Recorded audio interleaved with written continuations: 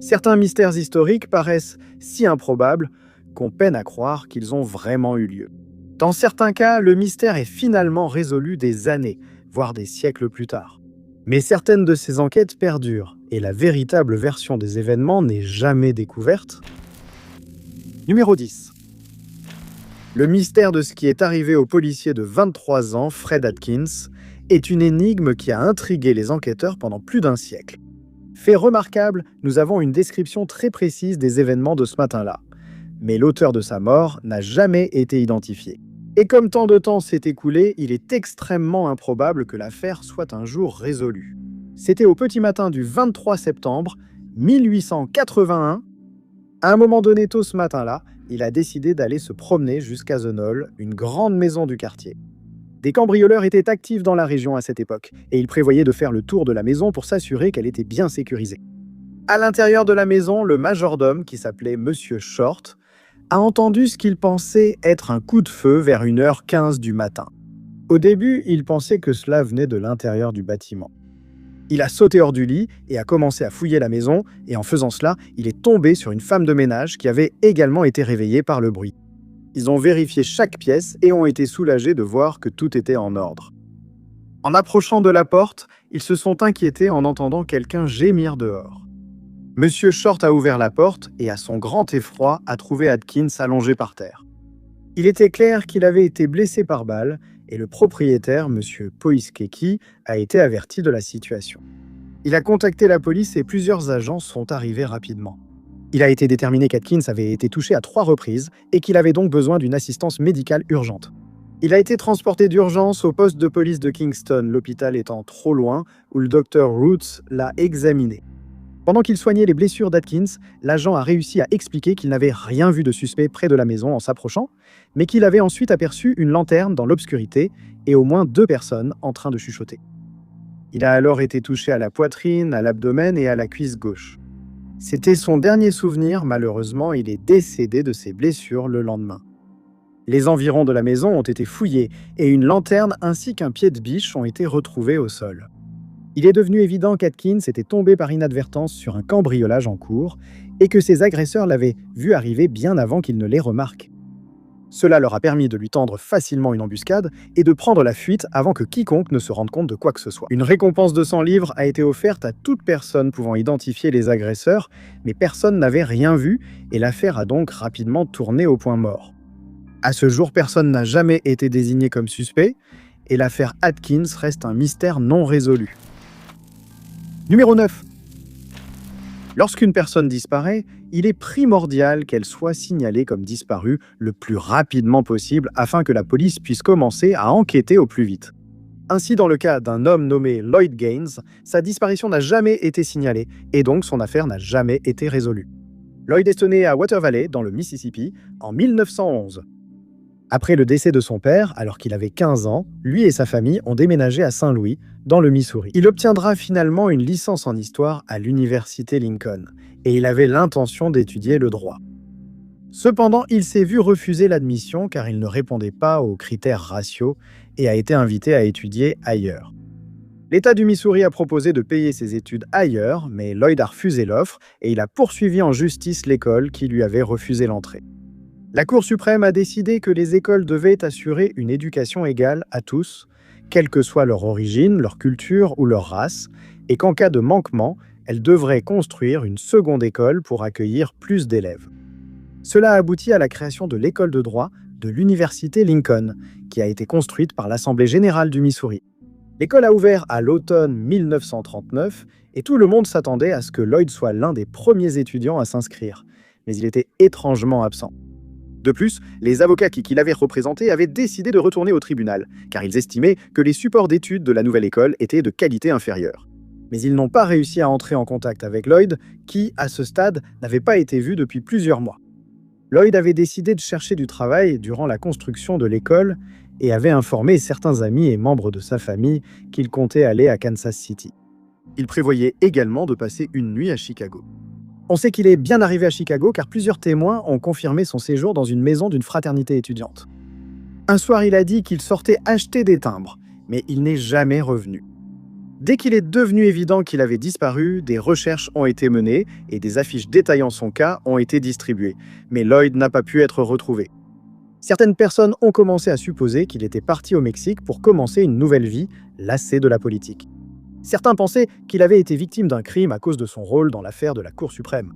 Mais ce n'était que des spéculations. Aucune enquête officielle n'a été lancée car on ignorait si Lloyd s'était juste installé ailleurs. Bien que certains aient poursuivi les recherches, aucun indice sur sa localisation n'a jamais été trouvé. En 2006, Lloyd a reçu un diplôme honorifique de l'école qu'il avait contribué à fonder, et son autorisation d'exercer comme avocat a été approuvée à titre posthume.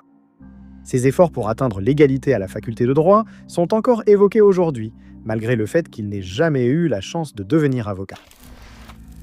Numéro 8. En 1734, le gouverneur George Burrington, originaire du Devonshire, en Angleterre, a à peine survécu à une attaque des habitants d'une colonie à Cape Fear, dans le comté de Brunswick, en Caroline du Nord. Le père de Burrington était un fervent partisan du roi George Ier, c'est pourquoi il a été nommé gouverneur propriétaire de la Caroline du Nord. Il a déménagé en Amérique en 1723 et a prêté serment l'année suivante. Le comté de Brunswick était devenu le foyer d'un groupe de colons de Caroline du Sud, mais leur présence là-bas a été jugée illégale. La colonie a été fondée par deux hommes, Maurice Moore et son beau-frère Edward Moseley, mais ils avaient revendiqué des terres qui ne leur appartenaient pas. Informé, le gouvernement a envoyé Burrington enquêter et il a aussitôt annulé les titres fonciers du groupe. Il a ensuite invité des groupes de personnes de son choix à prendre possession des terres et à fonder une ville appelée Newtown, aujourd'hui connue sous le nom de Wilmington. En conséquence, la colonie a vite échoué et en représailles, Burrington a été chassé, entraînant l'attaque et la mort de plusieurs de ses partisans. Burrington s'est enfui en Angleterre et les colons ont pris le contrôle de Wilmington. Il reviendra en 1734, mais il retirera son soutien à Wilmington. Il avait aussi vendu sa propriété à O'Field, en Caroline du Nord, accumulant ainsi une petite fortune. Il fit tout son possible pour rester en politique, mais en raison de ce que beaucoup décrivaient comme son caractère agressif et turbulent, il fut démis de ses fonctions en tant que premier gouverneur royal de Caroline du Nord. Il s'était souvent opposé à l'Assemblée coloniale et à des propriétaires terriens influents de la région. Il était devenu violent avec plusieurs personnes, avait volé des chevaux, proféré des menaces de mort et était vu comme un fardeau plutôt qu'un atout. Des plaintes furent déposées contre Burrington en Angleterre, et le chef William Smith informa le Conseil du commerce qu'il était instable et inapte à diriger. En conséquence, il n'eut d'autre choix que de s'installer à Londres, où il comptait prendre sa retraite et mener une vie paisible. Mais ce ne fut pas le cas. Le 22 février 1759, Burrington décida de se promener dans St. James's Park, un endroit qui était devenu connu pour les voleurs et autres crimes qui y sévissaient. On pense que le groupe de voleurs l'a remarqué et l'a pris pour une cible facile. Burrington, âgé de plus de 70 ans, s'est vaillamment défendu sans parvenir à repousser ses agresseurs. Le lendemain matin, il a été retrouvé sans vie dans un canal de la zone Birdcage Walk du parc. Et il a été déterminé qu'il était soit tombé, soit jeté dans l'eau, ce qui a conduit à sa mort. Des signes de lutte violente ayant été découverts, son cas a été classé comme homicide après un vol ayant mal tourné. Personne n'ayant vu l'altercation, aucune preuve n'a été trouvée et les agresseurs de Burrington jamais identifiés, laissant l'affaire non résolue. Numéro 7. Hanan Mansour est né vers le milieu des années 1930 dans les montagnes du Chouf, au Liban. Sa famille, réputée dans la région, lui a permis de grandir confortablement à Beyrouth. Elle était très proche de son frère Nabi, qui est devenu très connu dans la société libanaise. Mais un jour, Nabi a perdu la vie dans un accident d'avion et sa disparition a bien entendu eu un effet profond sur Hanan. À l'âge de 20 ans, elle a épousé Farouk Mansour, qui travaillait comme officier de police et qui venait également d'une famille aisée du pays. Ils ont emménagé dans une grande maison à Beyrouth et ont eu 3 enfants. On raconte qu'elle était très protectrice et dévouée à sa famille, mais on lui a diagnostiqué une grave maladie cardiaque nécessitant une opération spécialisée. Elle a décidé de se rendre aux États-Unis pour l'opération, mais avant de partir, elle a remis ses bijoux à son frère, Hercule, en lui demandant de les garder en sécurité jusqu'à son retour. On pense que l'opération a été réalisée à Richmond, en Virginie, et l'on sait maintenant que sa maladie était due à ses 3 grossesses qui ont mis son cœur à rude épreuve. Cela a été découvert après la naissance de son deuxième enfant, mais elle n'a pas cherché à se faire soigner. Et après la naissance du troisième, sa santé a commencé à se détériorer rapidement. Le personnel de l'hôpital a indiqué qu'en préparant Hanan pour l'opération, elle est devenue très anxieuse et a demandé à appeler sa fille Leila, alors en voyage au Venezuela. Elle n'a pas pu se rendre aux États-Unis car elle avait perdu son passeport.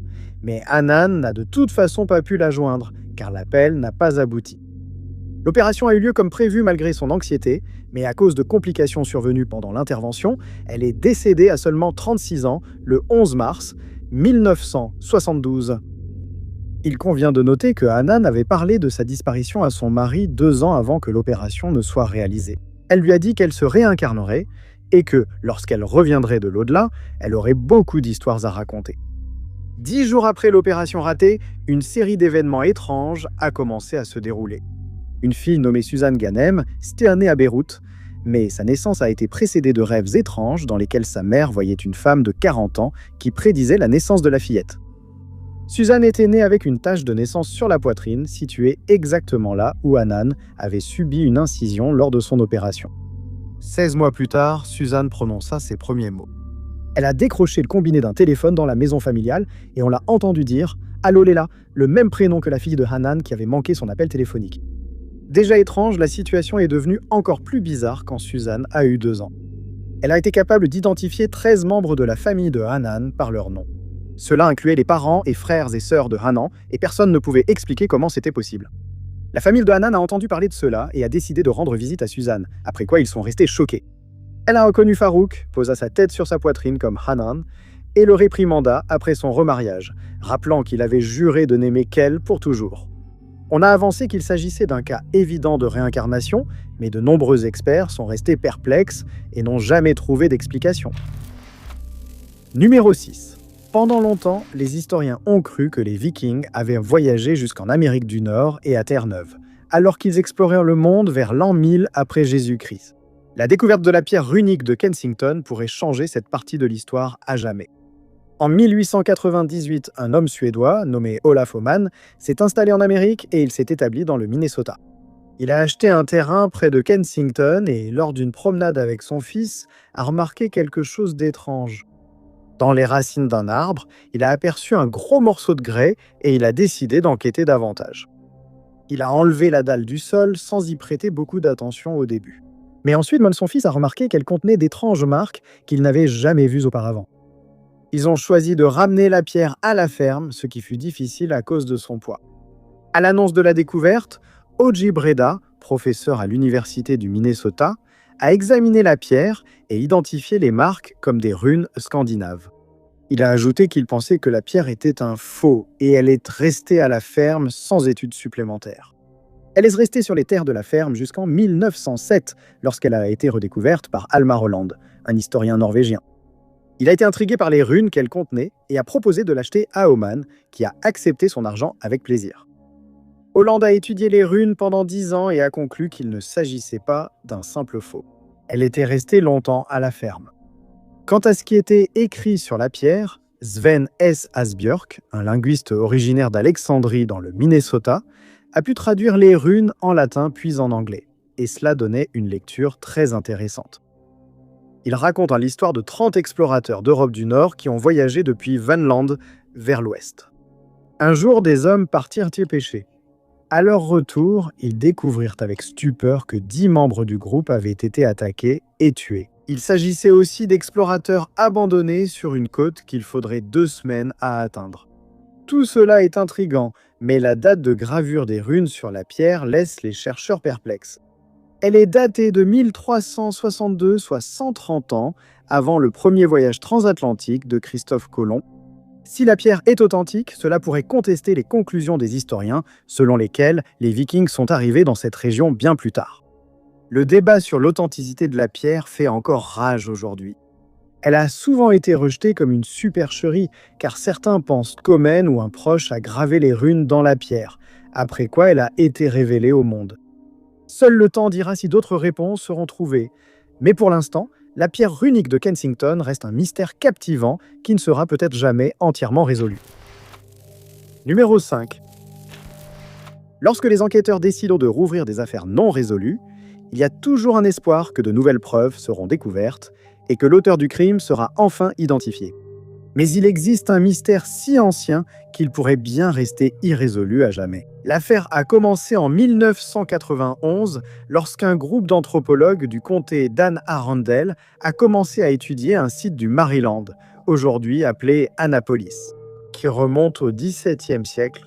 Le projet visait à identifier et étudier les anciens établissements de la région afin de mieux comprendre leur mode de vie, leurs croyances et traditions. Au cours de leurs recherches, ils sont tombés sur un site appelé Levinec, où ils ont fait une découverte remarquable. En fouillant un site, ils ont découvert des restes qui avaient été laissés dans la cave d'une maison datant du XVIIe siècle. Douglas Owsley a rapidement déterminé qu'il s'agissait d'un homme et qu'il venait probablement d'Europe. Un examen approfondi a montré des dommages aux dents et à la colonne vertébrale, concluant que la personne était tombée gravement malade ou avait été soumise à un travail très pénible. Les historiens en ont déduit que le crâne appartenait à un serviteur sous contrat, obligé d'obéir à son employeur dans la baie de Chesapeake au milieu du XVIIe siècle. On sait qu'à cette époque, de jeunes gens se rendèrent dans la région pour signer des contrats d'engagement. Ils étaient ensuite employés comme planteurs, artisans ou manœuvres et retrouvaient rarement leur liberté par la suite. Habituellement, ces travailleurs devaient travailler au moins 4 ans pour leur employeur avant que leur dette ne soit annulée. Mais dans de nombreux cas, ils étaient poussés à l'épuisement chaque jour et ils mouraient bien avant la fin de leur contrat. Une archéologue appelée Jane Cox participait également à l'étude à l'époque. Et grâce à d'autres artefacts qui ont été découverts, comme un seau de fenêtre de 1663 et une pièce datant de 1664, il a été déterminé que l'homme est probablement décédé entre 1665 et 1675. À cette époque, une loi à l'étude visait à empêcher les propriétaires de serviteurs sous contrat de les enterrer en privé. Autrefois, de nombreux serviteurs maltraités étaient enterrés après avoir succombé à leurs blessures pour cacher les sévices subis. Cela semblait être le cas pour ce squelette en particulier. On a établi que l'homme s'était fracturé le poignet en se défendant d'un coup violent, puis était décédé peu après, probablement tué par la même personne. L'identité de la victime ne sera évidemment jamais déterminée, et donc son agresseur ne sera probablement jamais identifié non plus, faisant de cette affaire un mystère qui continuera de déconcerter les experts pendant de nombreuses années à venir. Numéro 4. En décembre 1908, une femme âgée nommée Marion Gilchrist vivait à Glasgow, en Écosse. Elle avait une maison sur Queen's Terrace, West Princess Street, et de la vie générale, c'était une femme très riche. Mais le 21 décembre de cette année-là, elle allait devenir au centre d'une affaire d'homicide qui reste non résolue malgré les meilleurs efforts des enquêteurs de l'époque et de l'ère moderne. Ce soir-là, Marion envoya sa domestique, une jeune fille nommée Hélène Lambie, en ville pour acheter un journal du soir. Hélène, ravie de sortir un moment, annonça qu'elle reviendrait dans 10 minutes en route. Elle croisa le voisin de Marion, M. Adams, et ils discutèrent. En rentrant chez elle, Hélène fut accompagnée par M. Adams, qui voulait sûrement s'assurer de sa sécurité. Mais quand Hélène ouvrit la porte, elle découvrit une scène qu'il n'aurait jamais imaginée. Elle déclara aux autorités avoir vu un homme sortir précipitamment de la chambre de Marion. Il la dépassa et descendit les escaliers en courant, fuyant sans encombre. Hélène resta sous le choc et commença à fouiller la maison, vérifiant d'abord la chambre de Marion, puis la cuisine et enfin la salle à manger. Là, elle découvrit Marion décédée, manifestement attaquée par l'homme qu'elle avait vu fuir le bâtiment. Elle poussa un cri d'horreur et sortit en courant de la maison où elle tomba de nouveau sur M. Adams. Ils regardèrent tous les deux dans les deux sens de la rue pour voir si l'agresseur était encore visible, mais il avait disparu comme s'il n'avait jamais été là. La rue était silencieuse et ils firent venir un médecin qui s'appelait lui aussi Adams. Il fut conduit dans la salle à manger, examina Marion et conclut qu'elle avait été frappée à la tête avec un morceau de bois d'un pied de chaise cassé. La police fut informée et ils lancèrent une enquête. Ils constatèrent que l'agresseur de Marion avait allumé les lampes à gaz dans sa chambre et oublié sa boîte d'allumettes en partant. Il voulait clairement voler car une boîte en bois avec les papiers privés de Marion avait été forcée. Certains papiers traînaient au sol, ce qui laissa penser qu'il cherchait quelque chose de précis, car plusieurs bijoux de valeur étaient restés sur la coiffeuse où Marion les avait posés. Ils étaient bien en vue et n'importe quel voleur opportuniste les aurait volés avant toute autre chose. Des bijoux, estimés à environ 3000 livres, avaient aussi été laissés dans plusieurs autres pièces et étaient restés intacts. Une seule bijou, une broche en diamant, avait été volée. Hélène a dit que le coupable qu'elle avait vu avait entre 25 et 30 ans. Elle estimait qu'il mesurait 1,73 m, avait les cheveux foncés, était rasé de près et portait un pardessus gris clair avec un chapeau en tissu. Cependant, une jeune fille passant devant la maison a donné une description différente et précisé qu'il a failli la renverser en passant à toute vitesse devant elle. Au cours de l'enquête qui s'en est suivie, il a été déterminé qu'un homme nommé Oskar Lechiner, originaire d'Allemagne, était le principal suspect. Oskar, qui était arrivé à Glasgow un mois plus tôt et qui utilisait le pseudonyme Slater, avait essayé de vendre un ticket de gage pour une broche en diamant. La police s'est rendue à son appartement pour l'interroger, mais a découvert que lui et sa compagne, une Française nommée André-Antoine, étaient partis pour Liverpool puis New York. Une récompense de 200 livres a été offerte pour toute information et Oskar a finalement été arrêté. Il a été jugé à Glasgow et reconnu coupable. Ce n'est qu'après avoir purgé 19 ans de prison qu'il a été innocenté. Il a obtenu une forte indemnisation pour son emprisonnement injustifié et l'agresseur réel de Marion reste inconnu. Numéro 3. La personne qui a mis fin à la vie de George Kowal-Korézis, un officier de la marine gréco-américain qui commandait le Saratoga pendant la guerre de sécession, n'a jamais été identifié et son affaire continue de frustrer les autorités à ce jour. George était né à Chios, en Grèce, en 1816, mais sa vie a commencé difficilement. À 6 ans, il a été enlevé par les Turcs pendant la guerre d'indépendance grecque, puis envoyé aux États-Unis après le paiement de la rançon par son père. Il a vécu dans le Vermont avec le capitaine Alden Partridge et sa famille et a fréquenté une académie militaire. À l'âge adulte, il a rejoint la marine et il ne prendra sa retraite qu'en 1867, après une longue et remarquable carrière militaire. Il s'est installé à Litchfield, Connecticut, avec son épouse, puis a prévu un voyage à New York 5 ans plus tard. On sait qu'il s'est lancé dans ce voyage avec environ 8 000 $ en sa possession et qu'il portait un parapluie ainsi qu'une canne contenant une lame cachée. Il a dîné au Ward puis est allé à la pharmacie acheter 2 enveloppes et du papier à lettres. Il a quitté le magasin à 22h35 et on l'a vu marcher en direction du quai, mais il n'y est jamais arrivé. Alors qu'il marchait le long de la rue Clinton, quelqu'un l'a attaqué avec une arme à feu et a mis fin à sa vie. Et lorsque les enquêteurs sont arrivés sur les lieux, ils ont trouvé son parapluie et sa canne posée à côté de lui. Et de l'autre côté de la rue, ils ont trouvé une arme à feu et une corne à poudre. Et le sac vide de George, qui contenait son argent, a été retrouvé par terre près du quai, complètement vide. La police révélera plus tard que le coupable s'était enfui avec 8 000 $ et des actions d'environ 80 000. Malgré tous leurs efforts, les autorités n'ont pu avancer dans l'enquête, faute de témoins pour identifier un suspect. 2 plans de la scène du crime, des commerces visités par George cette nuit-là et de l'angle probable de l'attaque furent réalisés, mais ils aidèrent peu la police sans description de l'agresseur. Le pharmacien fut le dernier à le voir vivant et déclara à la police que George lui avait juste demandé le chemin le plus rapide vers les quais, puis était parti. L'affaire n'a jamais été résolue et il est très improbable que nous sachions un jour qui a tué George avant de fuir avec une petite fortune. Numéro 2.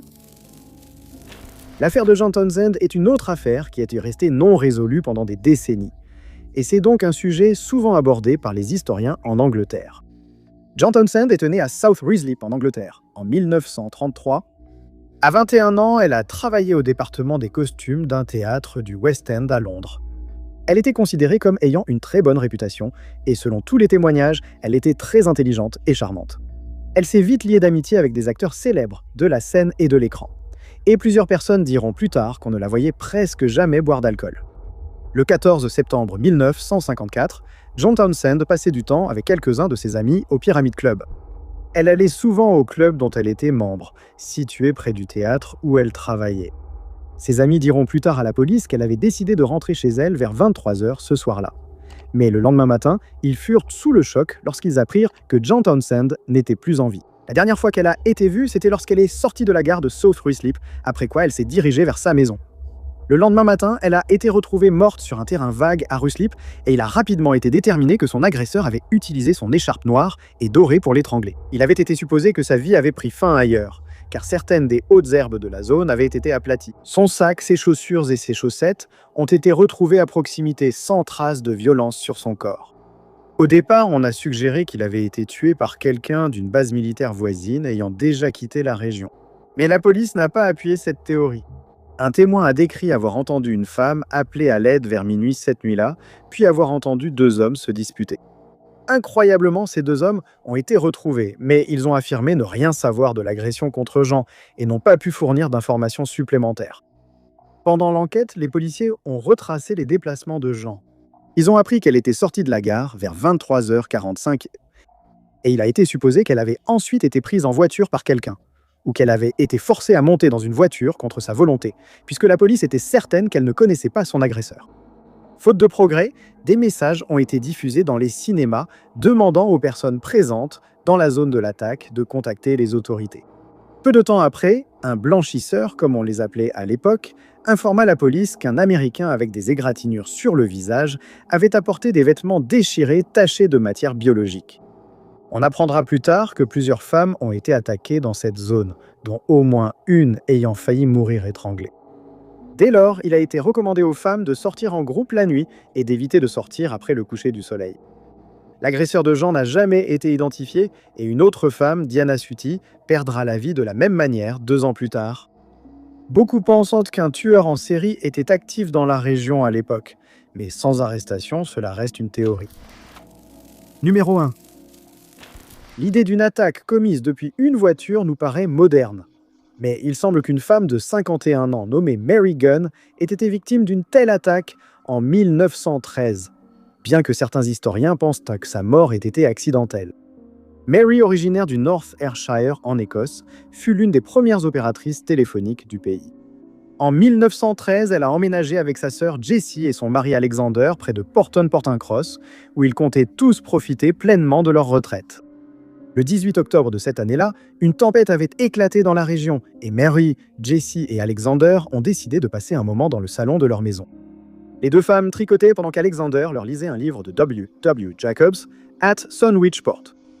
Les rideaux de la pièce étaient restés ouverts et Alexander était assis dans son fauteuil, tourné dos aux fenêtres. C'était une soirée chaleureuse et tranquille, à l'exception de la tempête. Mais vers 20h30, cela changea. Soudain, quelqu'un tira 6 coups de feu à travers la fenêtre et il fut ensuite établi que l'assaillant avait utilisé une arme de poing lourde. Jessie fut touchée 2 fois dans le dos et tomba immédiatement.